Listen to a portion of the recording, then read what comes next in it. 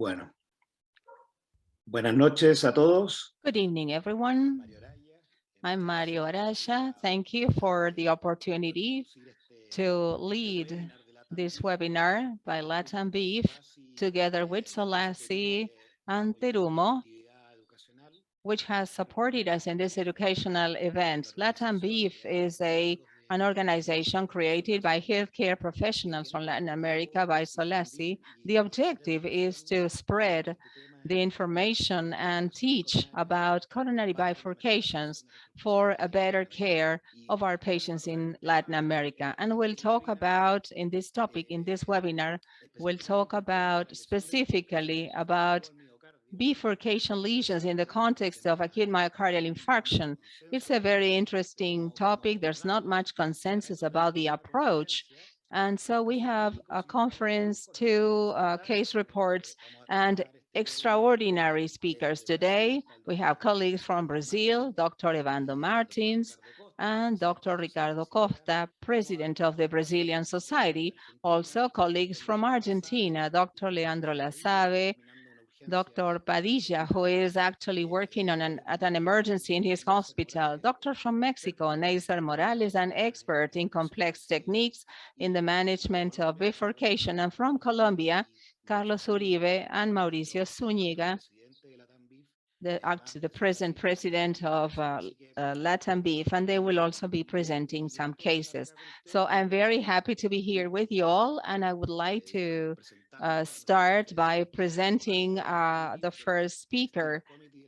He is part of the steering committee at Latambif. He's been working very hard at the Latambif registry, and I would like to thank him for his presentation about tactics for primary angioplasty in the context of infarction, bifurcation, Dr. Marcelo Abud from San Jerónimo Hospital in Santa Fe, Argentina.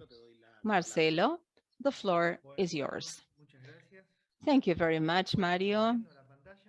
Now I'm going to share my screen. You can see that, okay? Perfect. Thank you very much, first of all, Mario, for the invitation. I'll try to walk you through this topic, how to approach these complex lesions in the setting of a very complex scenario, that's coronary bifurcations in AMI. Truth is that when Mario invited me to make this presentation, I was very happy because I had to revise that back in 2018. I was surprised that back then there was not much information available. There were no expert opinions on this topic, even when bifurcations are a very, very important topic at present. And when I updated my presentation, I discovered that the situation is pretty similar. Still, this approach has not been well developed in the literature.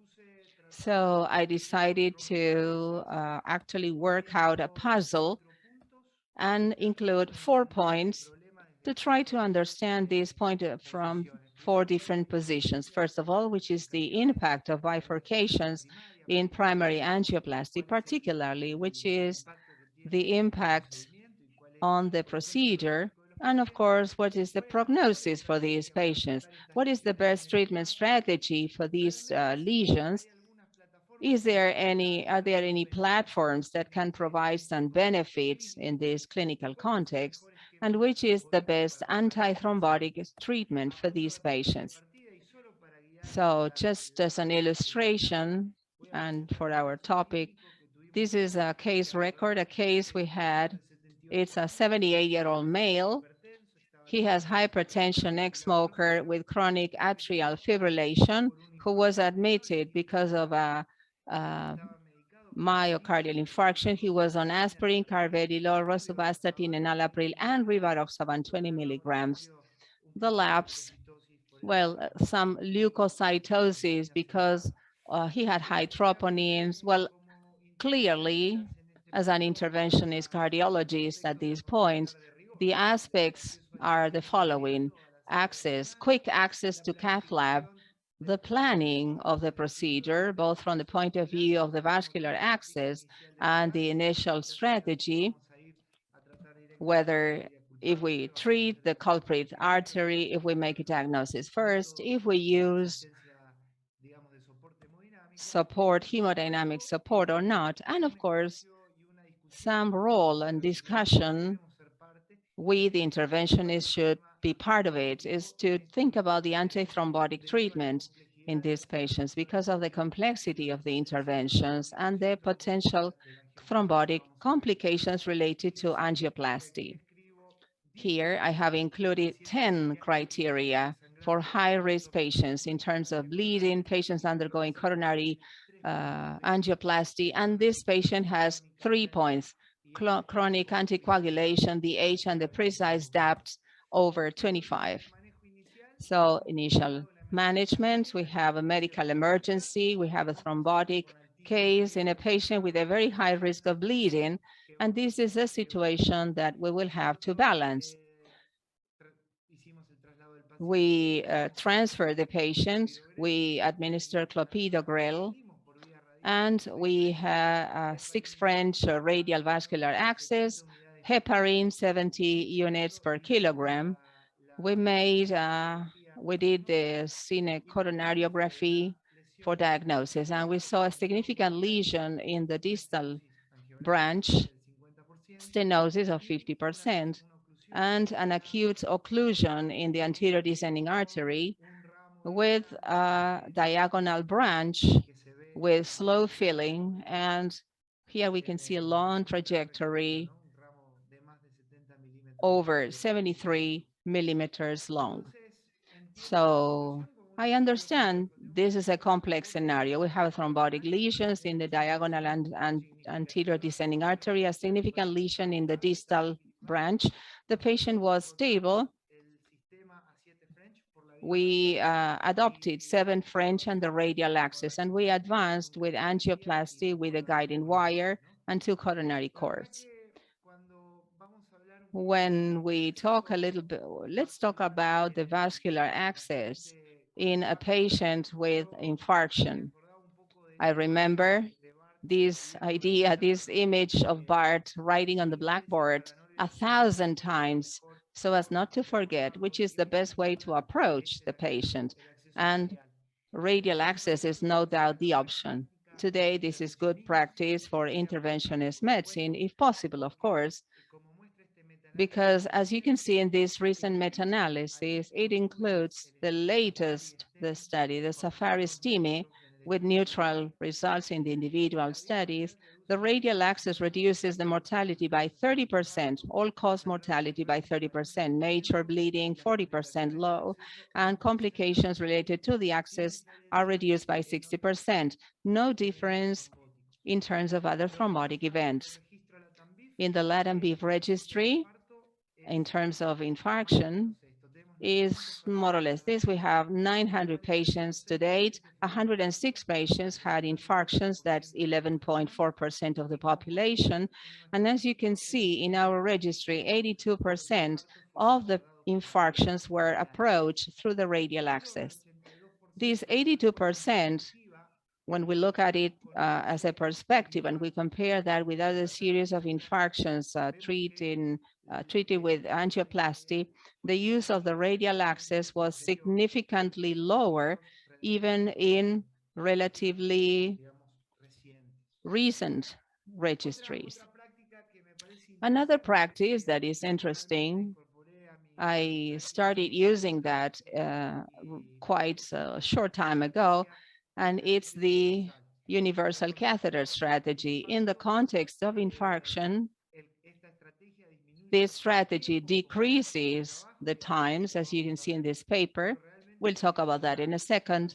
And it's really a maneuver, and it's a very important, very effective strategy, because with one catheter, we can make diagnosis, and without rotating that, we make the diagnosis on the right and left, and then we perform the angioplasty itself. In this series, we use the Ikari left catheter. It's a universal catheter with some very interesting characteristics. This curve here really adapts very well, very well to the tortuosity of the brachiocephalic branch. And this segment also here in the curve is long and provides support. It has a very soft tip that reduces vascular injury, and the universal format allows cannulation of the left coronary artery, and so we avoid interchanging catheters. In a feasibility study published back in 2007 with 620 patients, 97% were treated with an radial access. Patients also undergoing angiogram, 70% were receive an angioplasty. So we can see the efficacy of the strategy of this universal catheter for angioplasty and for the angiogram is very effective. Going back to the context of infarction, we can see also that angioplasty, primary angioplasty with a universal catheter strategy was very effective to reduce the door to balloon time in about 10 minutes, and also radiation and fluoroscopy, very important parameters for us all. Going back to the case, this is what we did, and we see that the flow, the anterograde flow is reestablished. We can see the lesion and the compromise of the involvement, and this is a Medina 111 lesion.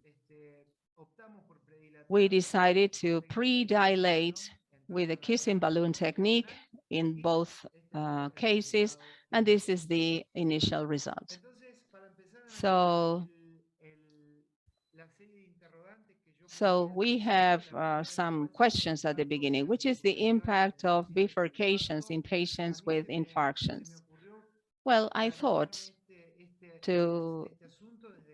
about this scenario, the complex scenario, mainly because we are in a context where many variables are together in one case to promote complication or thrombotic complications related to the angioplasty.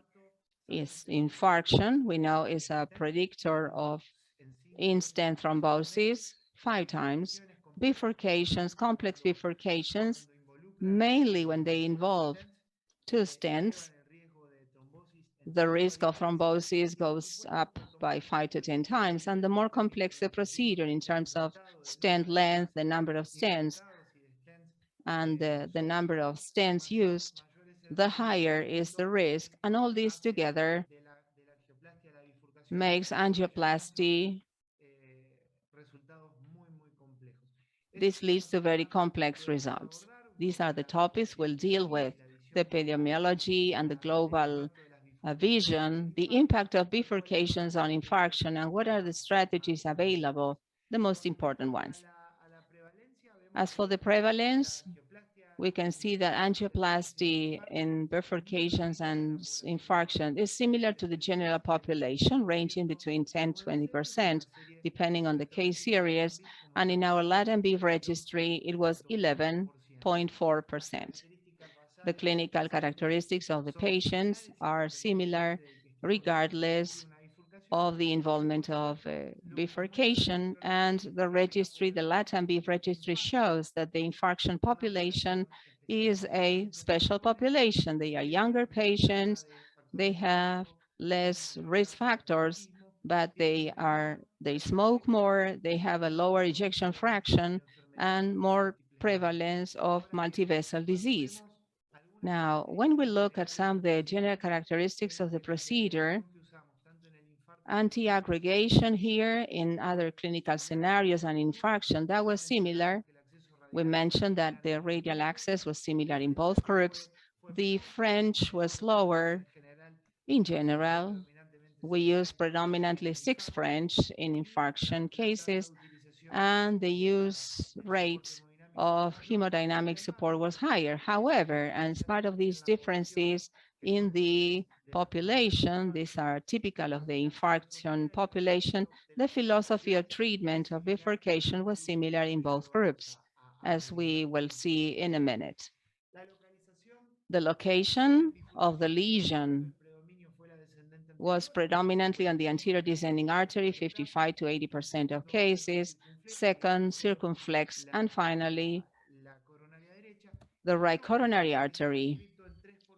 The stem is defined in 3% of the cases in most serious. In the Latambif registry, 11% of the infarctions occurred, well, were in angioplasties. Well, this is what we saw. And also what segment of the vessel is involved. Typically, the proximal segments in the anterior descending artery, in the circumflex artery, and the distal segment in the right coronary artery because of its configuration. As for the Medina classification, we can say that more than 50% of the bifurcations we will approach are real bifurcations, are true bifurcation. This is true predominantly on the Medina 111 lesions. In the Latambif registry, 47.2% of the lesions were Medina 111. As for the angiographic success, we can say that angiographic success in angioplasties and bifurcation is comparable to the results of angioplasty in non-bifurcated lesions. In these registries and these results were obtained with more than 90% with the provisional stenting, and the success in the main branch, the main stem, is over 90%. And in the lateral branch or the lateral stem is about 90%, which is more than acceptable in this context.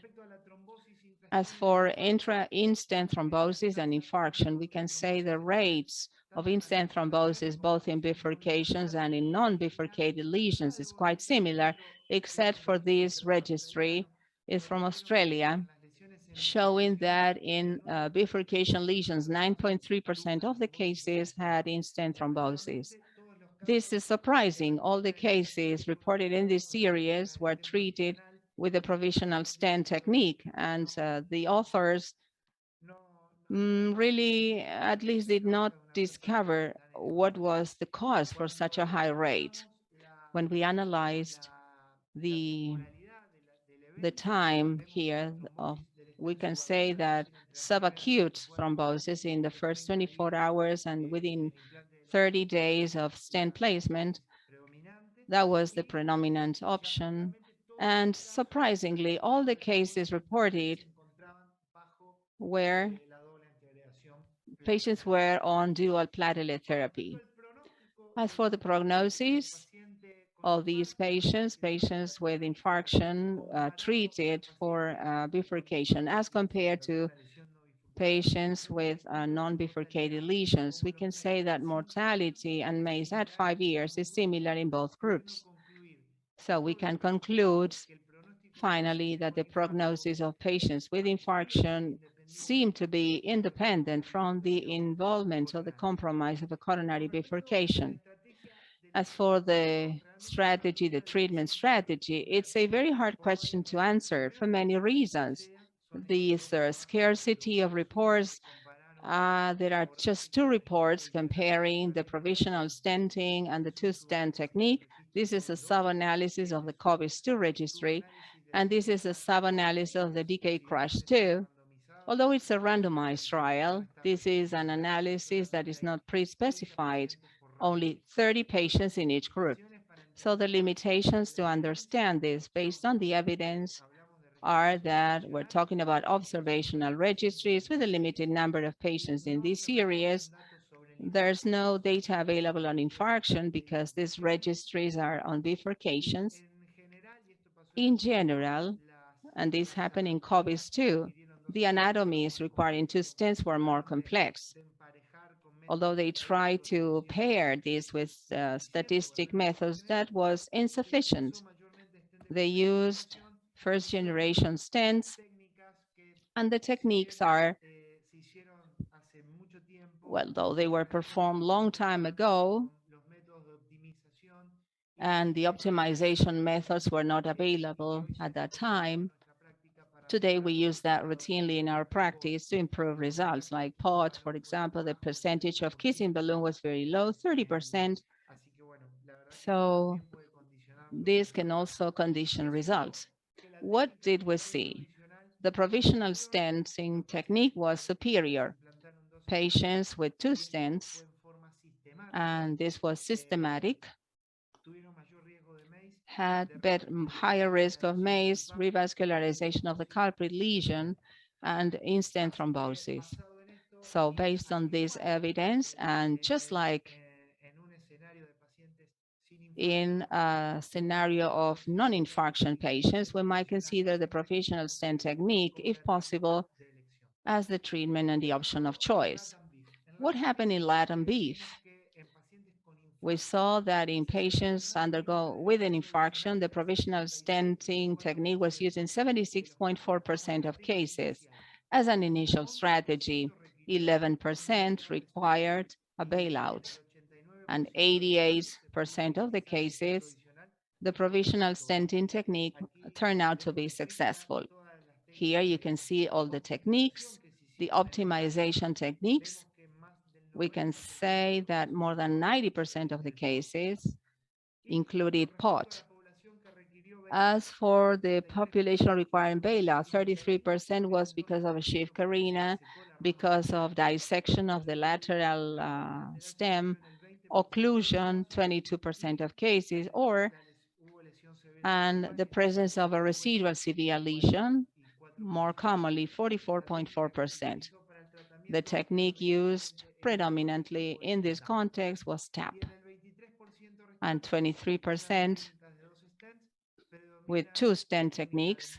Predominantly, we have the mini crash, decay crash, and culotte stenting, and kissing finally was and POT 72, 82% respectively. As for the outcome in this registry, we see the infarction population who underwent bifurcation treatment had an in-hospital mortality of 6.6%, 1.9% non-ST elevation, acute myocardial infarction, 3.1 thrombosis, revascularization 3.1, and 2% of the patients had major bleeding. Look here how the events were superior to the non-infarction population. I think here we are comparing apples and pears. It's not the same, but we can underline that although we have to approach the coronary bifurcations in the context of infarction, I believe that following the same guidelines that we use for infarction in general, with the same guidelines that in more stable scenarios, it's really key in this context where time is short. So we should try, and even if it's a complex case, we should try and get the best outcome possible. We always try to treat the lateral stem with significant lesions. We prioritize provisional stenting if possible, but we are using two stenting techniques. We minimize overlapping, respect the step-by-step of the selected technique. We should not skip steps because this could lead to malpositioning and a bad result. And if we do a complex angioplasty, I think IVUS is an extremely useful tool to improve the outcome, if possible, and if it's available. Going back to the case, we used IVUS. We can see the distal bed is acceptable. The ostium here in the diagonal, we see a plaque. In the proximal segment of the bifurcation of the anterior descending artery, we see a lot of plaque. And in the stem, we saw a severe lesion, 5.4.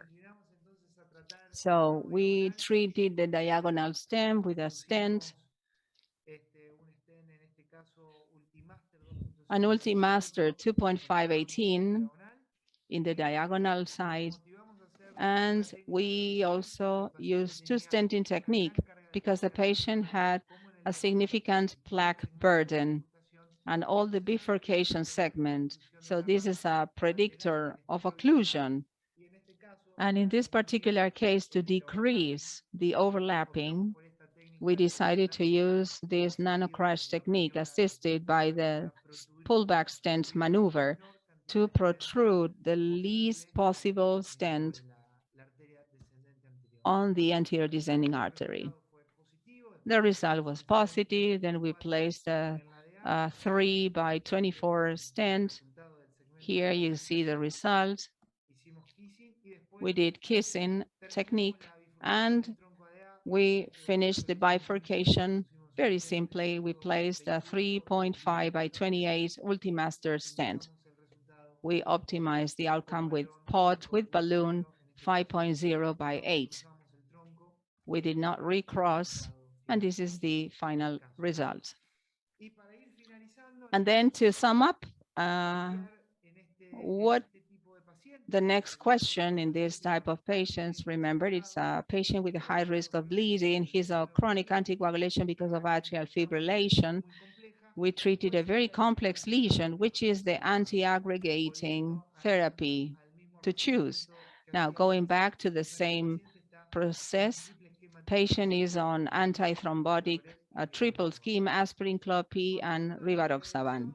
As for anti-aggregation therapy, patients undergoing coronary bifurcation treatment, especially in this population, we have this EBC registry. It's the P2 beta led by Dr. Marco Cimarino. They have 5,000 patients. It's a prospective observational registry, and they divided the population into a group treated with one bifurcation. They had 3 groups: patients who receive anti-aggregation therapy for less than 6 months, from 6 to 12 months, and patients receiving this therapy in a standard fashion for over a year. The results, the MACE, were evaluated in terms of all-cause mortality, infarction, revascularization of the target vessel, and cerebrovascular accident. The abbreviated scheme, less than 6 months, was associated with a higher MACE rate as compared to the other 2 schemes, options 2 and 3, with a 10% of thrombotic events. Conclusion, this was associated to a higher risk for MACE at 2 years. Recently published, we have this information from these great studies, the MASTER-DAPT, evaluating the abbreviated anti-aggregating treatment, patients with higher bleeding risk. I'm not going to go into the details of the MASTER-DAPT. You are all familiar with it. They included patients with high bleeding risk treated exclusively with Ultimaster stents, with no restriction based on clinical presentation or PCI complexity.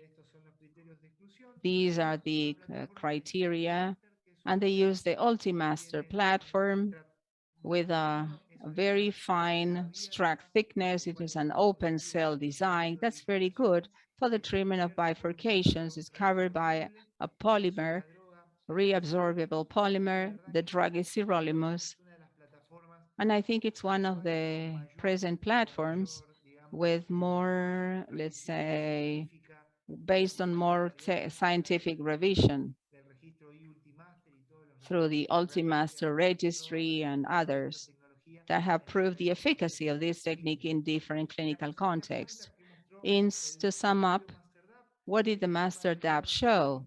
The abbreviated scheme was non-inferior to the conventional scheme in terms of the net endpoints, that is AMI, CBA. It was very significant in this case. It was even superior when evaluating the clinically relevant bleeding cases. Now, focusing on this, the MASTER-DAPT had a pre-specified sub-analysis in patients with a previous AMI in the last 12 months. In the net endpoints, patients with prior MI, the abbreviated scheme did not have a higher rate of thrombotic events, and it had significantly lower risk of hemorrhagic or bleeding events. So to conclude, this was presented at DCT 2021. Patients with acute coronary syndrome, with recent acute coronary syndrome, did not have any signals of higher thrombotic events in the abbreviated scheme. In this public population, the clinically relevant hemorrhagic events were reduced, and the effect was consistent with the observations in the general population. To sum me, I would like to mention this very interesting recent publication in the European Journal of Cardiology. This is a sub-analysis of MASTERDAPT for the treatment of complex lesions. MASTERDAPT, 1,196 patients underwent complex PCI, characterized by 3 vessels treated by more than 60 millimeter stenting for the treatment of a CTO, more than 3 stents implanted, or bifurcation stenting with 2 stents or more than 2 or more than 3 lesions treated. As you can see, once again, in patients with high bleeding risk undergoing angioplasty, the abbreviated DAPT scheme was associated to similar thrombotic event rates and lower clinically relevant bleeding rates, regardless of the complexity of the angioplasty. This sub-analysis of complex lesions in patients with acute coronary syndrome, the result was consistent with these previous considerations. So to conclude, bifurcations as culprit lesions of infarction occur in 10 to 23% of the cases. In our registry, that's 11.4% of patients with acute myocardial infarction.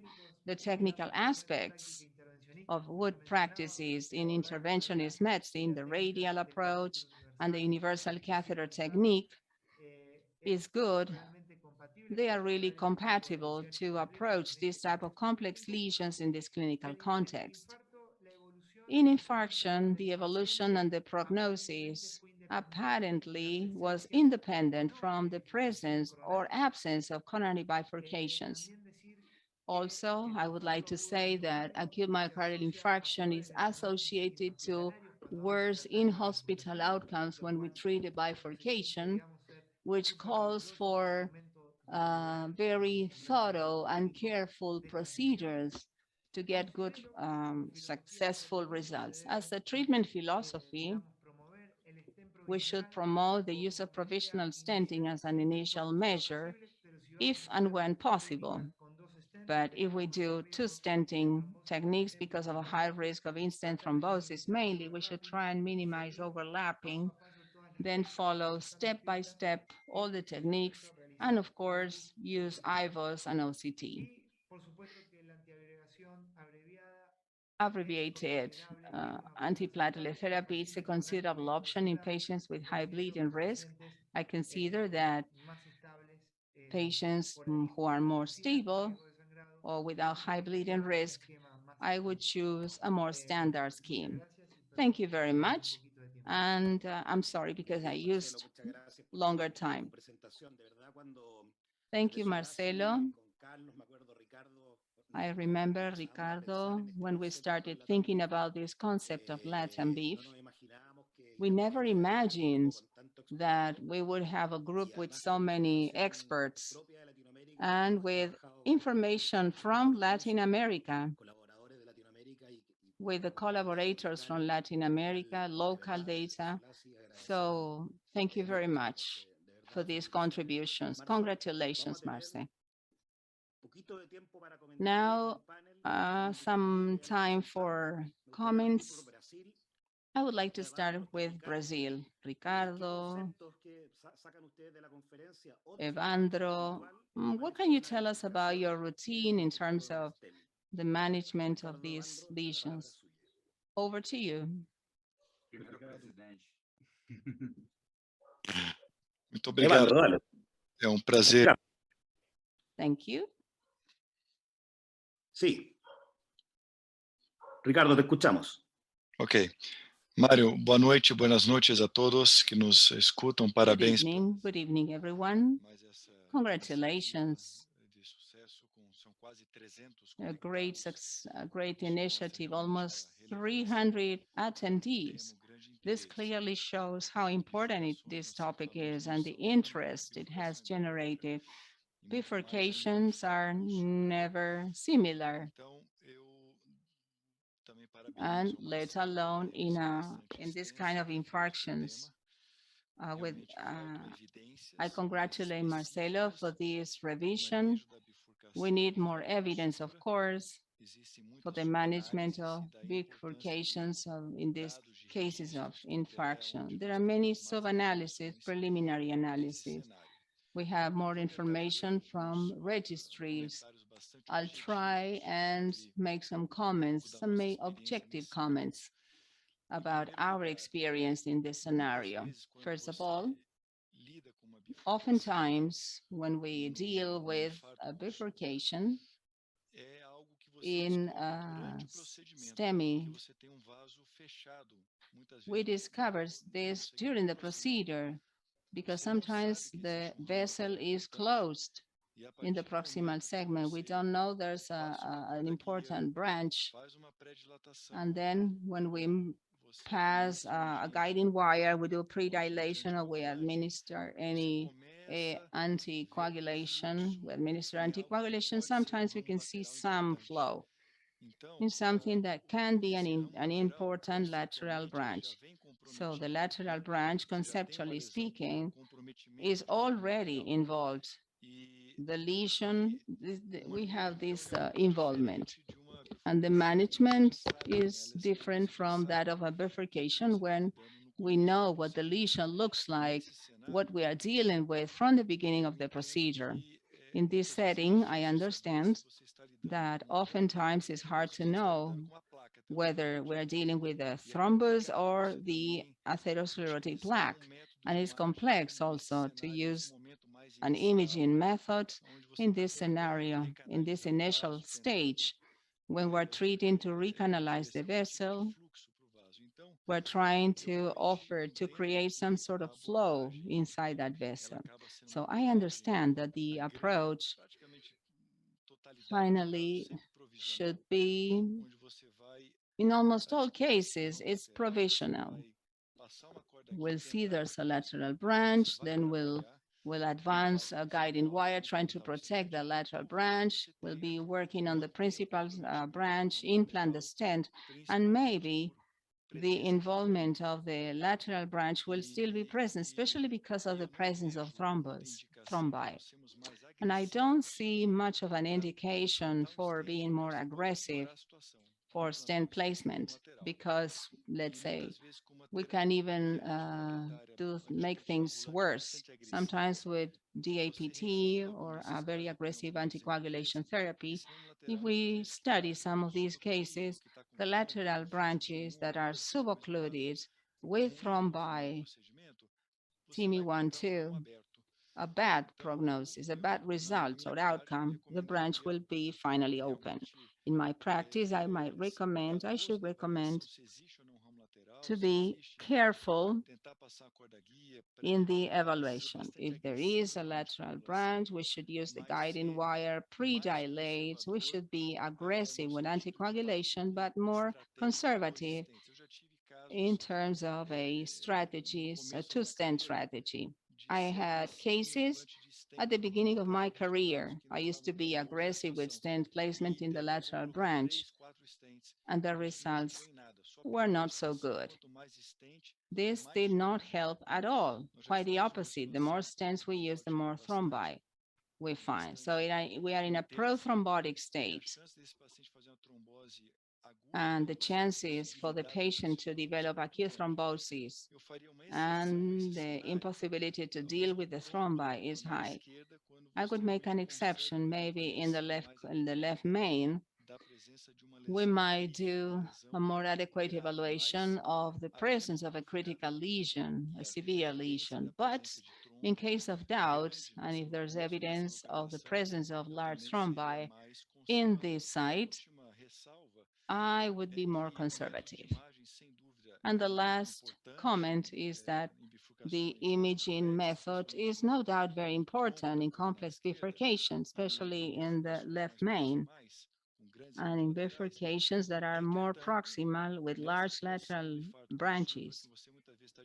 But in this situation of STEMI, It's oftentimes, sometimes it's early in the morning, we are alone, we want to finish the procedure, we want to stabilize the patient. Sometimes this can be too much. So we must have good criteria. We should use a good technique, but we should not exaggerate because more material, a longer time may bring about some problems. Thank you very much, Mario. Thank you for your personal experience. Evandro, brief comments. What do you think about this? First of all, I would like to congratulate Latambif and all our colleagues here, all of those involved. It's incredible to promote this type of educational meetings because of the number of attendees. We can see that in the webinar. Well, I believe, well, it's connected to what Ricardo said. It's a very challenging scenario from the point of view of the intervention and the technique. Sometimes in cases of bifurcations and acute infarction with STEMI, we do not deal only with the bifurcation, but also with a high thrombotic load. And sometimes shock situations, cardiogenic shock, with a large myocardial mass that's involved. I think the provisional stenting technique is the most attractive to me in this setting, to try and recover the patency of the vessel. And at the same time, we have to individualize, we have to treat each bifurcation individually in the context of a high thrombotic load. Well, in the radial access, no doubt, is very attractive in this setting. Today, we have low-profile introducers. We can use large caliber Strat catheters. And as for the universal catheter, I think it's an interesting technique I use in my practice as well. I'm using Icari for the left rather frequently, and we see this decreases the balloon to door-to-balloon time and also the time to obtain vessel perfusion. No doubt, I believe the radial strategy help us use an antithrombotic, a more aggressive antithrombotic strategy that is often necessary in this setting.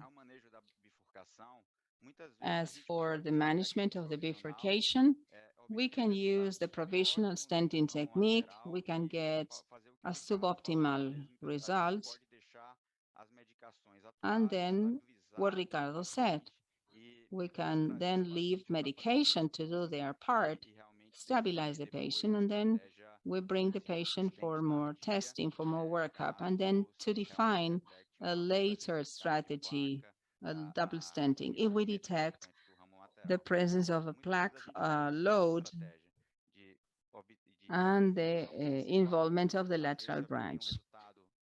Many times we reperfuse the main branch, and if the result is no good, then we can stabilize the patient and then bring the patient back for more workup and for a reassessment in a more comfortable situation for the patient and the operator. I believe, well, that's what I had to say.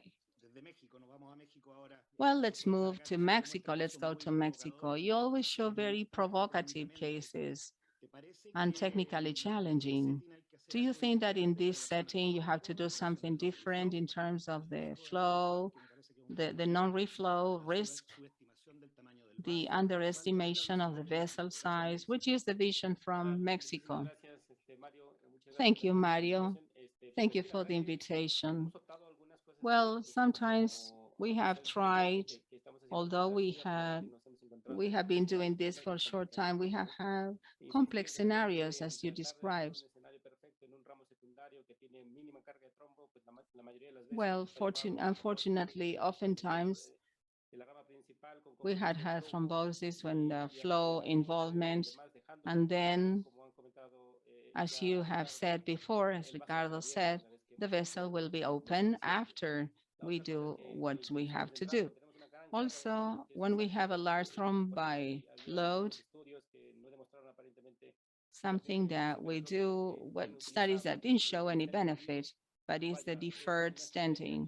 That's a strategy we have to consider oftentimes. A large thrombus load, a complicated branch with spasm seems to be a small vessel. We seem that it has a less impact, but it's finally turns out to be a large vessel. And when we try to rescue this branch, we always have a negative impact. So specifically, we try, when possible, we try to use vasodilators, of course, the intracoronary image. And of course, in this context of acute myocardial infarction, it's mandatory. We have seen a lot of surprises when entering and evaluating the vessel. We have to choose optimization, proximal optimization, IVUS, and whenever possible, we should try and use all these pharmacological options. If the patient has hypertension, if the patient does not tolerate,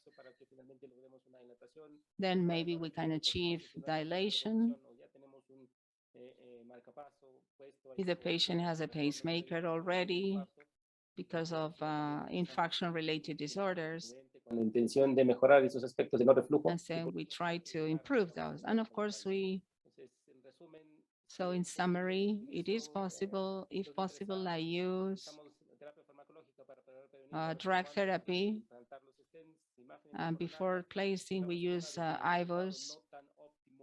If the result is not so optimal because I have a minimum residual thrombus load, there's this load in the bifurcation. We use deferred stenting and then go back to the vessel. Sometimes we see a lot of surprises. We always find a lesion, the proximal this segment, and then we end up using a simple strategy. And also, well, it depends on keep it simple, keep the vessels open. And this is the best setting. Thank you, Mario. So we're going to conclude this first part. I'm going to Argentina, Dr. Lasave, Director of Product Care. Thank you, Leandro. What do you think about the thrombus in this setting in particular? Thrombus aspiration, well, this is questionable. Do you think that in the setting of non-bifurcation, maybe they could have a role? Double 3A, ticagrelor versus clopidogrel, and what about aspiration?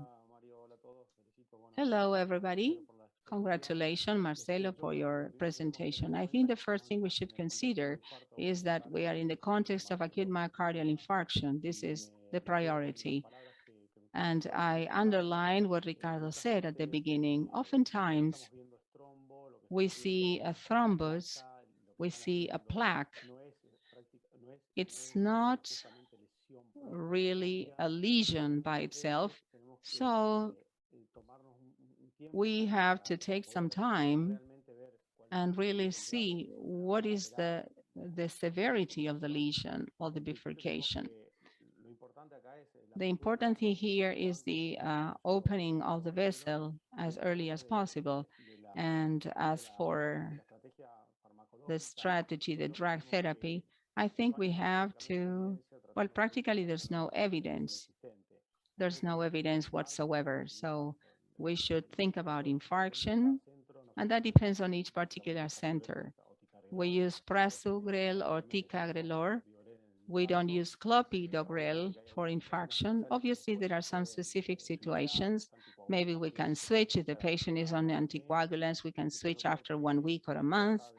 But I think it's already been evidenced that tica and prasu are more effective than clopi for acute myocardial infarction.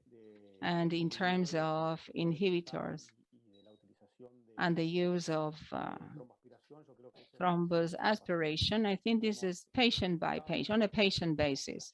We have used thrombus aspiration when fundamentally when there's no flow restorations, just like inhibitors. And the fact that the idea of inhibitors with the new anti-aggregating drugs is very low, practically non-existent. However, in some patients, we have used it. I think this is on a patient-based basis, but quick opening of the vessel is key. Provisional stenting, I think it's almost the, I don't say it's a mandatory strategy, but it's the strategy we should use in most cases. I think most of us have seen this, have seen patients, we are treating another lesion, and then 3-4 days later, then there's been flow restoration. It has improved. Maybe there was a thrombus. Now there's no more thrombus. Same for spasm. It's a special condition. We have to rapidly reopen the artery, get good flow, and try to place the lower or the less amount of metal. These patients have a high thrombotic load. In terms of anti-aggregation, I would try to constantly use the new to use prasugrel or ticagrelor, the new drugs.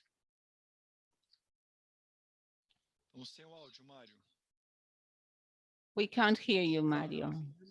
No, okay. Excellent discussion from the panel. Thank you for your comments.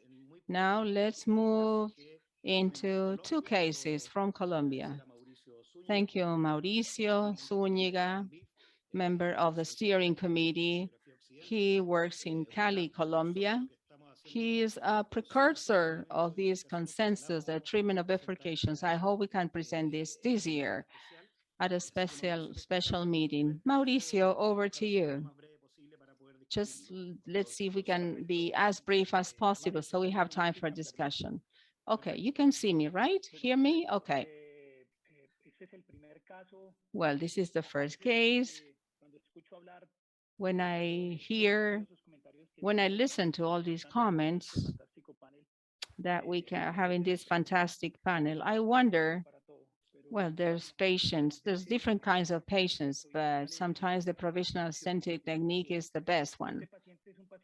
This is a 72-year-old male with several comorbidities, hemodynamically unstable, the markers, hemoglobin, renal function, inflammation, no good control of his diabetes. So he had chest pain with ST elevation. Very quickly, we admitted the patient to the cath lab. We typically use a 6 French, or then we can use a 7 French. In some cases, we use a universal stenting technique, a diagnostic catheter, and medicated catheter, non-hydrophilic guides. And in spite of the results of the total and others, thrombectomy still has a role in complex settings now with these new suction systems and a larger diameter. This is the case. The patient presented in the acute phase. He has involvement in the proximal third of the anterior descending artery, no function in this caudal, left caudal projection in the middle third, with a lesion involving the first diagonal, and an image that's not so clear in the ostium and in the ostium of the left main and the anterior descending artery. Acute occlusion, thrombotic occlusion, a long lateral branch, more than 73 millimeters, a diagonal you don't want to lose. The right coronary artery had a lesion in the proximal and middle distal third. The first consideration is, can I lose it? Is this a simple bifurcation, a complex bifurcation of these criteria? I felt that it was a complex bifurcation. I agree in the sense that many times, sometimes it's hard to characterize the plaque. And then again, the same question. I didn't know how to face it, whether I could use a provisional stenting technique, more than 23 millimeter lesion, with all the criteria leading to the fact that a lateral branch cannot be lost. It was a predominant only, right? There was dominance here, and the left dominance was more prominent. I didn't know what to do with the ostium, whether to leave it for the second stage or include it in this strategy with a 99% lesion. Well, first of all, I guarantee flow of the vessels to make a decision. So I use daughter, nitroglycerine, and a catheter, thrombectomy catheter. And the non-reflow phenomenon management. With this complex bifurcation, so in that sense, well, this is what I believed. I think there's an option for thrombectomy catheters. Many of us have trained in the post-total trial era, and so we are not so familiar, but it's important to see there are high thrombotic settings, high thrombotic load settings. And I think it's also important to say that all the outcomes, the safety outcome, complicates suction. I chose a two-stent technique. I did a double kissing crush. This is a stent in the diagonal branch, 275 by 73, I'm not sure. I implanted 1 millimeter, 3 millimeter from the proximal vessel. Then I did the crush. I had some difficulties for recrossing with the balloon. I tried to do a trapping technique, but it didn't work either. So I did a new recruiting through a more proximal segment. And then I did sequentially, I did high pressure, first kissing, and then I placed a stent in the anterior descending artery in the middle third, 3 by 38, with a balloon 3.5 by 15 and non-distal recrossing. An interesting discussion.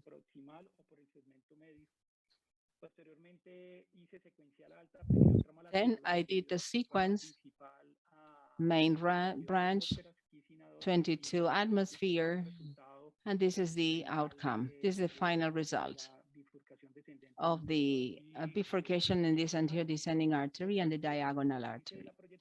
However, when I did the planning, I had to deal with a lesion. Not so clear, there was a lesion at the level of the ostium and the left main. Here we could see some projections, and there was also dissection of the distal stem. So I had to treat another bifurcation.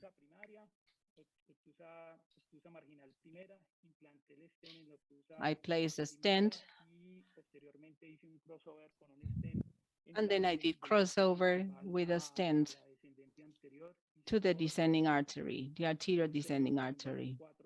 Then with a 4 by 22 balloon, and this is the result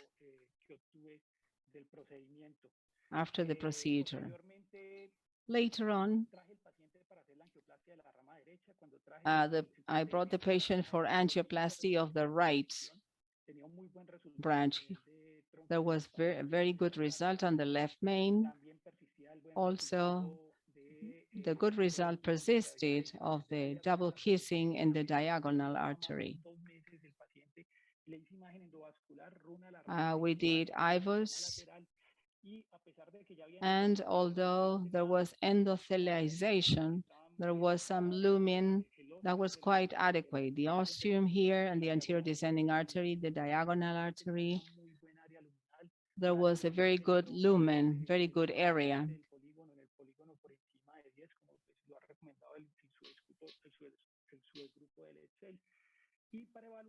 And then to evaluate the patency of the lateral branch, then we did a counting. When there's more than 4 or 5 points, photograms, well, this lateral branch, the flow reserve should not be under these figures. I would like to hear your recommendations. A very interesting case, Mauricio. We're going to discuss, and then I'll go back to Brazil with Ricardo. Ricardo, what are the strengths? What are the teaching points? What would you have done differently? Would you have done a different approach? Obrigado, Mário. Maurício, parabéns pelo caso. Thank you, Mario. Mauricio, congratulations. Very challenging case with an excellent result. I believe that this case might have been approached also with a simpler strategy in the acute phase, in the sense of treating only the culprit lesion below the bifurcation. In fact, the bifurcation of the diagonal involves the segment of the anterior descending artery. It's a sick vessel from the ostium, but the site of the culprit lesion was distal. And to simplify the procedure, we could have treated only the mid-thirds, the middle third, and that's it. And at the second stage, then you could have treated the anterior descending artery and the stem with a doubtful lesion already. I don't think this is true or wrong, it's right or wrong, but it's the question of the strategy and the risk that can be avoided. The strategy was excellent, the outcome was excellent, the lesion was quite large, and treating it from the proximal view, well, possible, there might be some involvement. There was a lot of plaque, and maybe that could have been done at another stage, not during the primary intervention. Sometimes there might be complications. It's a longer procedure. I imagine this might have been a long procedure, right? So these are situations that we might simplify, focusing only on the main lesion. And then at a second stage, well, another consideration is, as for the approach of the bifurcation and the stem, maybe the diagonal, which did not have such a severe lesion initially, could undergo a provisional stenting technique without the need of a primary placement in the stem. But when the lesion is there, this is what happens during the procedure. Thank you. Evandro, let's finish, let's wrap up with your comments. Any special consideration? Well, there's something interesting here. We should remember that when I treat a complex bifurcation, especially with trapped guiding wires and exchange and a lot of material, also there was a difficulty recrossing. There's a little higher risk for stem dissection. Maybe an expert like Ricardo, maybe, well, how you get out of the emergency. Maybe this can have some occurrence value. Evandro, a comment. I would like to congratulate Mauricio. I think it was a very good approach and the outcome was excellent, both in the culprit lesion, in the diagonal, and in the main and the marginal side. I agree with Ricardo. When the complexity of the procedure increases, we are exposed to higher complication rates, non-reflow, a lot of material manipulation, and sometimes trying to recover the flow, restore flow, and stabilize the patient, and use a simpler provisional technique, and then with more stability, I think it's better, but he managed to do what he had in mind in a very elegant way. A technical point to consider. I like to approach these lesions with guiding wires, non-hydrophilic guiding wires. I feel more comfortable. This type of hydrophilic cords are safer because, as Ricardo said, in the case of infarction, we cannot see the distal bed of the vessel, well, for obvious reasons, and this type of wires provides more safety in the vessel recanalization. I consider that Mauricio is right. The use of thromboaspiration, obviously in an individual fashion, each case has to be analyzed carefully. Risk, benefit, benefit ratio. In my experience, thrombus aspiration is useful. It helps me manage cases with high thrombotic load. And I also like the new devices that are coming into the market, like the Penumbra, among others. I haven't had the experience yet. I had not tested these devices yet, but in these settings, with bifurcations involved, a large thrombus load, I think this type of devices may be, let's say, may be useful, may be valid, and bring about clinical benefits. We have to study more, and we need more scientific evidence in that sense. And what might improve the case is the use of intravascular imaging, IVUS. Of course, we pay a price for the use of all that and the risk of non-reflow. But in this case, the use of the 2B3A and vasodilators might help a lot in stabilizing the patient, stabilizing the flow, and also improving the vessel and reducing the thrombotic load. Well, this is what I wanted to say. I think it's a wonderful case. Congratulations, Mauricio. We have a question here from our friend Jaime Fonseca, the importance of imaging and the management of the vessel. I think we all agree in Latambif that if possible, in such complex cases, that's the best option. Mauricio, Dr. Canejo asked, how long was the DAPT? Well, interesting question. I always ask the same question, not in all the centers where I work. Just in 2 centers, we have IVUS available. And I always wonder when this is not available, well, should we revise these cases in time? I know this is an approach that was left aside. I don't know if we do that at that emergency procedures. Well, then we should bring these patients back and do IVUS. When I treated this patient, I did not have IVUS available. On the second phase, I had. So another thing is the DAPT is 30 months long already, the DAPT, because of the context, because of the stents I had to use, and the main vessels, proximal vessels I had to treat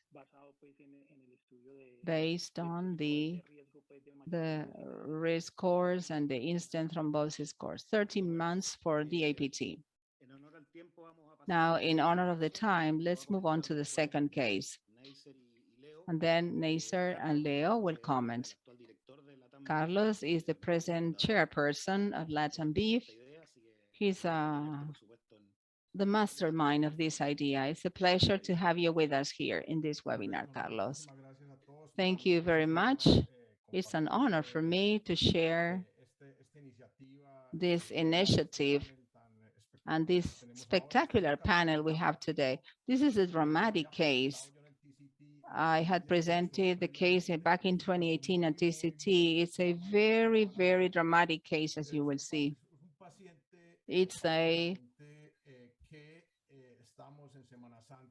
It was Holy Week. I was the only interventionist in the hospital on call, and they called me. The 45-year-old female patient, otherwise healthy, with acute chest pain. She was practically in shock after a couple of minutes. They called us from the emergency room. The EKG showed an elevation in VRVL and ST depression alternating with right bundle branch block. So the patient was in a very bad state. We placed IABP. We did the right coronary artery.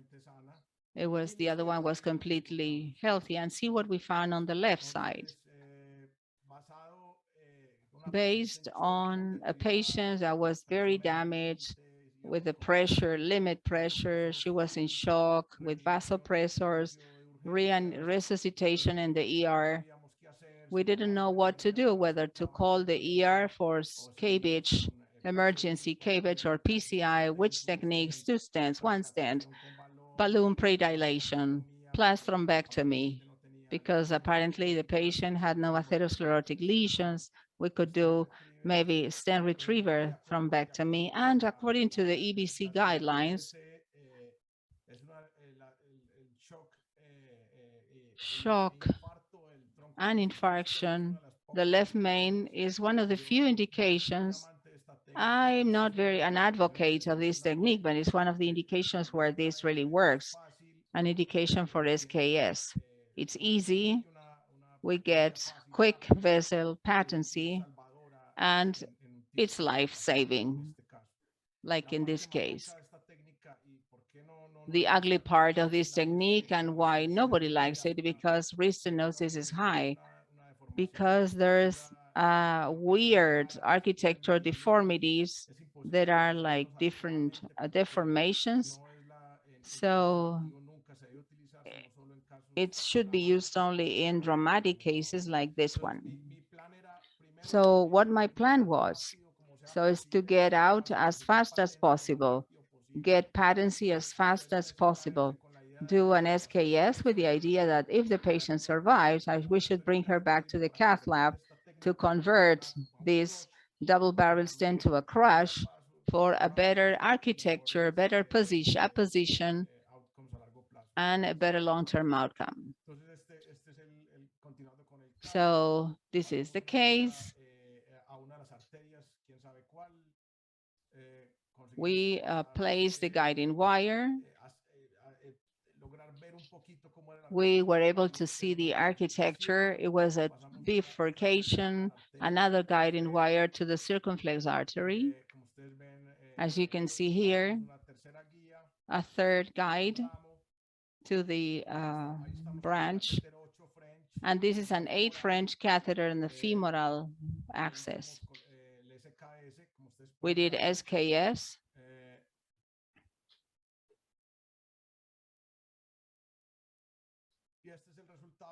And this is the result. Then we have more patency, more vessel patency, high pressure inflation for expansion, for better expansion of the stent. And then we were able to get better patency. And this is the outcome. We were able to get patency. All the arteries, patencies of all the arteries with relatively adequate flow.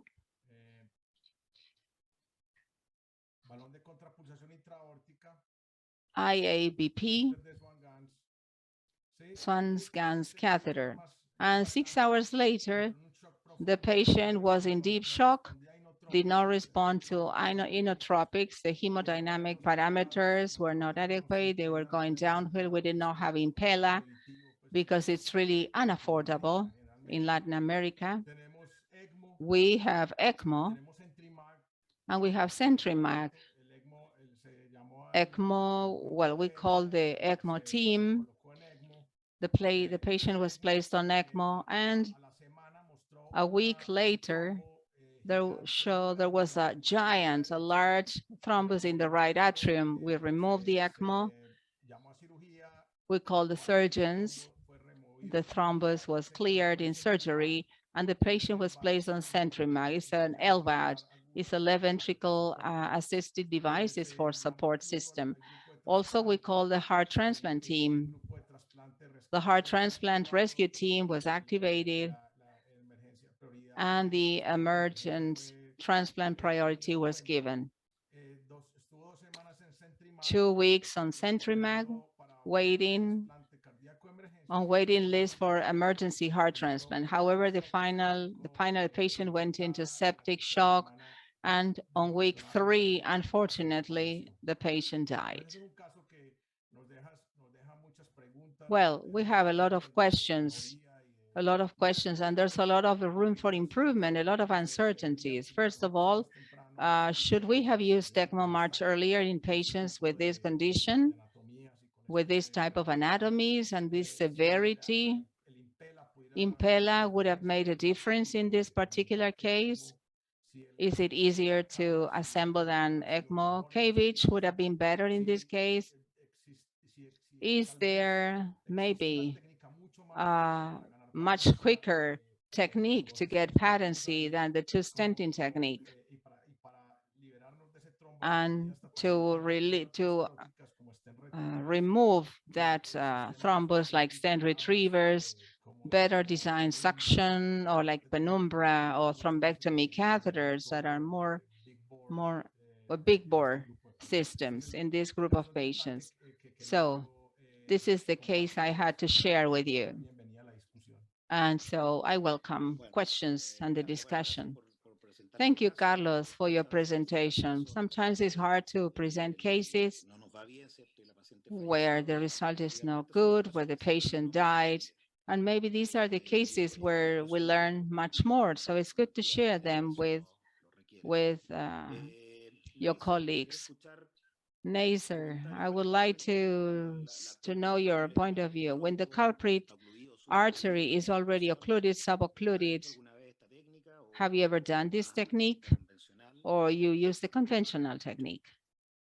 Over to you. Well, truth is, I have never done this technique. Very particular scenarios, as Carlos has shown.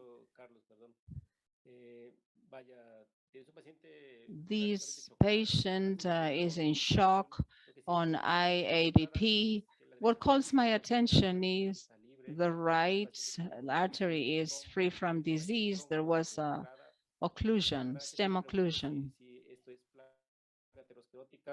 Whether this is atherosclerotic plaque or embolism, maybe at this point,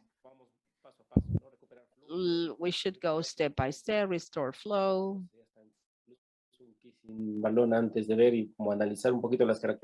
should analyze the characteristics, whether they are thrombotic, if possible, and otherwise it's a salvage therapy, as Carlos described. We should bring the patient back, and then I have seen, I lost a secondary stem or branch. So salvage technique, perfect. I would change maybe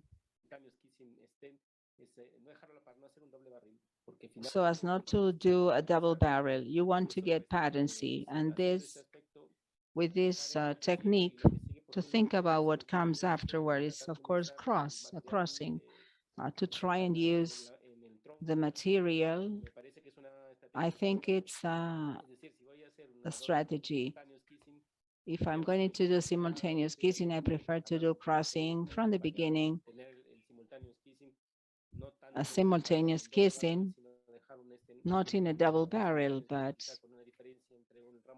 with a difference between one and the other, with the main stem, to guarantee patency. And if possible, then I could fix it later on. I think it's a feasible strategy. We have to do that with a larger stent, with a radial access, an 8 French, in a patient in shock.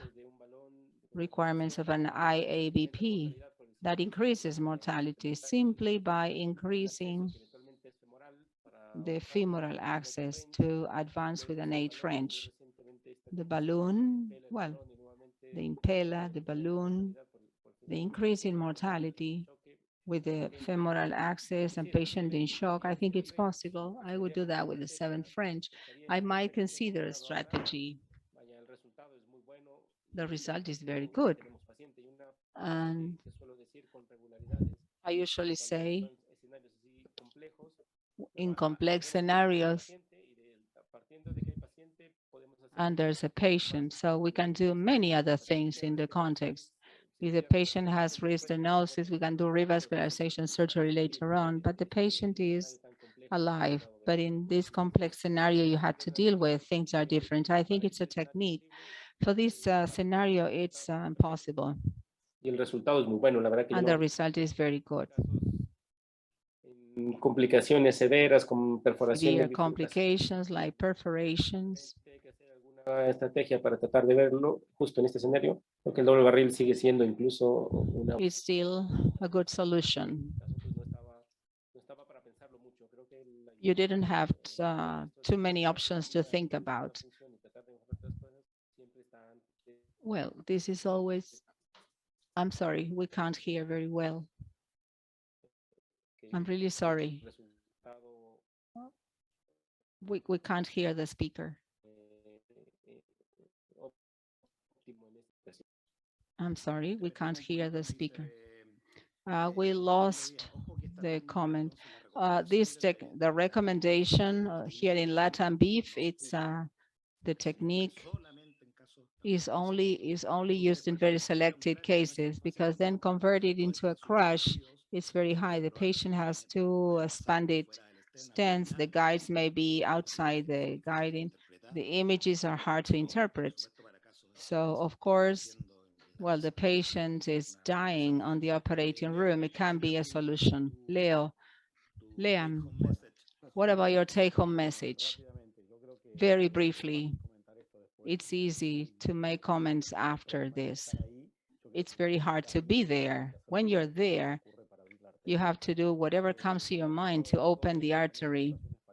I have had two similar situations, and I think the first thing I always try to do is place the guiding wire with a balloon, try to open up the artery till something appears, and then I try to look for where to place the wires. I would try to lose as little time as possible, and then I would try to open up, and then SKS, and then I decide what to do. But I think the priority here is to open the artery. Carlos did that, succeeded. I think that was good flow. The complication went beyond the technique used. But as we said before, the priority is to open up the artery, especially such a dramatic situation. I would place a guide and I would open up the artery and see what I find. And then I decide, of course, the technique. SKS is not a technique of choice, but in cases like this, has not had to do much with the artery. It's a young patient. Well, I think this is really dramatic. Ricardo, in a context of a bifurcation, an acute lesion with a thrombus, not this dramatic case, a bifurcation with thrombi, you use the same technique as in an elective case, or you choose the provisional option, which is the take-home message. Oh, we still have 254 people listening after an hour and a half, so it seems that everybody's interested in your opinion. I believe that these are very challenging situations, very challenging situations. Leandro said, well, it's easier for us to talk about the case now rather than face the situation when we want to restore vessel patency. Having said this, conceptually, SKS should never be used. I believe it's out-of-fashion technique. It was used 20 years ago when we didn't have the knowledge we have today. and it worked reasonably well in anatomical situations that were very favorable with large caliber vessels, where anyway there were problems we don't want to see anymore. So I would not recommend in no situation this technique. I would not recommend this technique. In a bifurcation, trifurcation setting with a large amount of thrombus, ideally, we should not rush to implant the stent. We should guarantee guiding wire placement in the correct vessels with good predilation. And if necessary, we should do quite a lot of predilation, use anticoagulation, try to recover flow. The only reason to rush and place a stent in this scenario is if the objective is not reached. I mean, the objective to restore flow. There is one main vessel, that's the anterior descending artery. We have to privilege the anterior descending artery.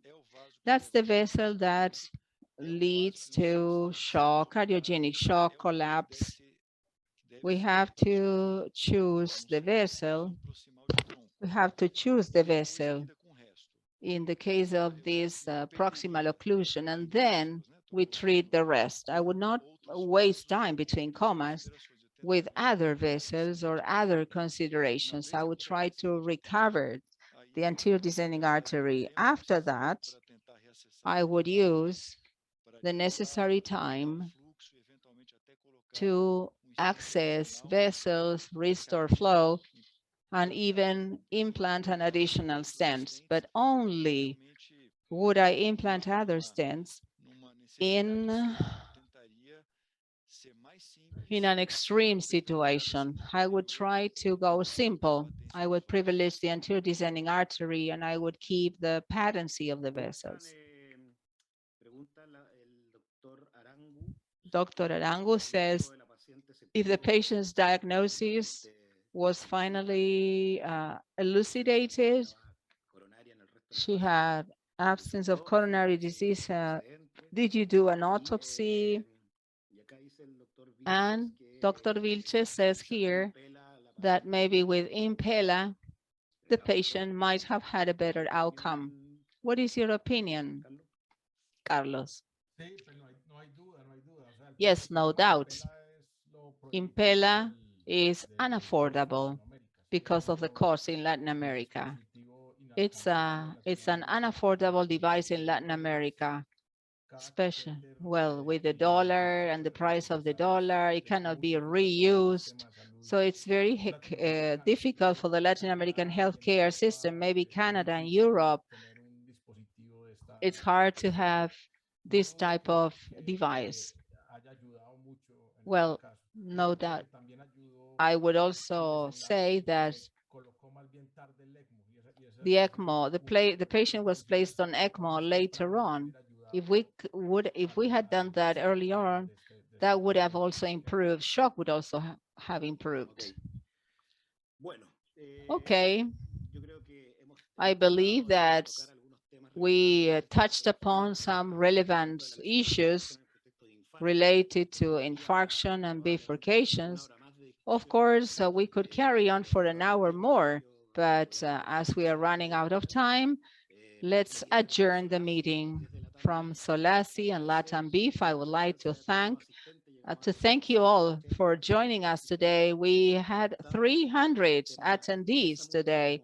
It's a very interesting topic. Everybody is interested in other webinars. We'll keep on talking about that. Thank you for your support for Latambif and SOLACI.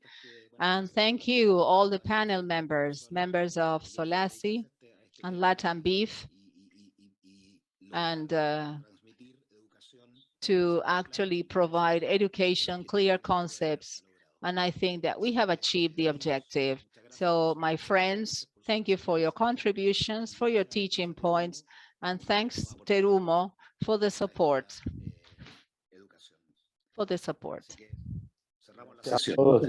So we close the session. We hope to see you in August 4 in Mexico in the SOLACI meeting. That will be a party, a festival, August 4, 5 in the city of Mexico. Neisser, we will be there. I'll wait for you here. Chao a todos. Chao, chao. Gracias. Gracias.